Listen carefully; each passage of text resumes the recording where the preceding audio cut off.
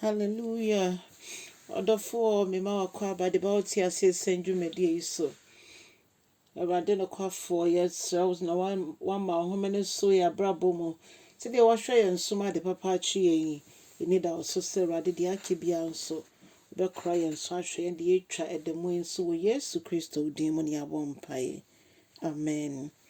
Odofo me sama wakwa ba de ba oti ase senju medie iso. Ne yafa ya kenkan sama fi Deuteronomy woman no etie duonu nkron. Ntiche mudu nsia kosi du nwotwe. Adofo mi ntie Awurade asem. Onyame asem na Moses twi adwene gina so. O se monkai se na mote Egypt na moya hoho ene amanfrofo e Misraim asase so. Ene kwan a mutu kwan anase ye tu kwan de fansa ase a ne atamfo etwa ye ho ehia. Amamaya no abosomsom ene niama Onyankopɔn empe ena na omoye. Ebi di enua, ebi di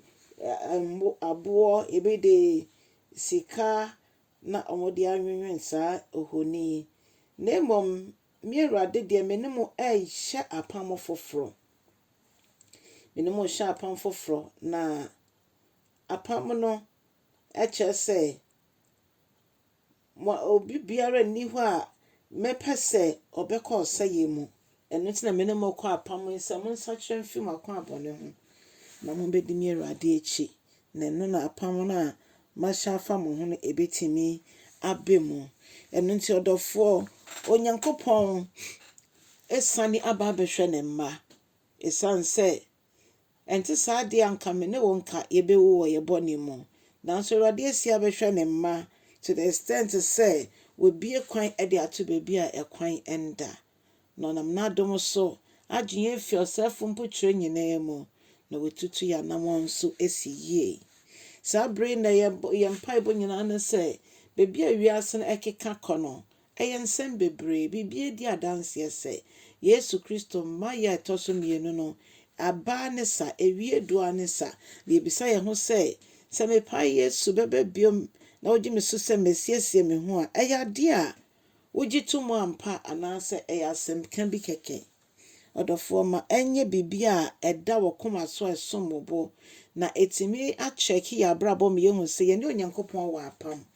ne senti ono ya apam krafo nyame no ono nje mu enenti asese ye nsoso ye koswara ewo gidie no mu na Yesu Kristo moja no behwie gu Calvary na nkoso ye ho nsenkyerene efise se no amma ye ni da so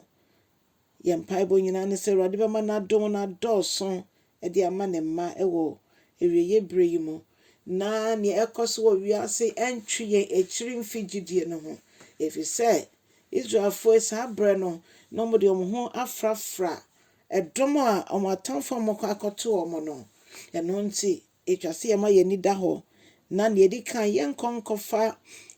ya tanfo se ya nanfofo nemom ye befa nyame nkronkron kasankasa se ya danfo a ono eno kasa ade nyina ye din eno nti ono ankasankasa ebra ono no oka yen e wona apam ode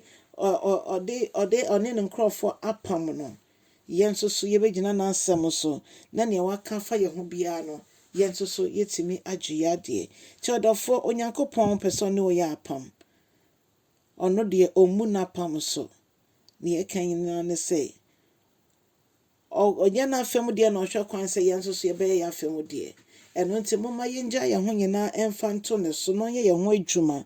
adom no adoso se de Paul kan nti e bekoso ayebone ana da bi ese se adom no ye ma ne som yembo efise Yesu Kristo de ne nkwa na ode bebo afori a ama me ne wonso yenya adom yi bi nti